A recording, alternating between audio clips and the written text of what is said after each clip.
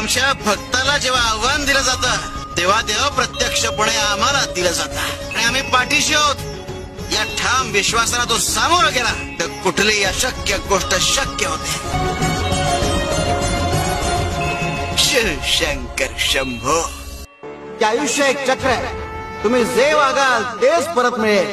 तेव्हा चांगले कर्म करा म्हणजे चांगल्याच गोष्टी परत मिळतील. शिवशंकर शंभो.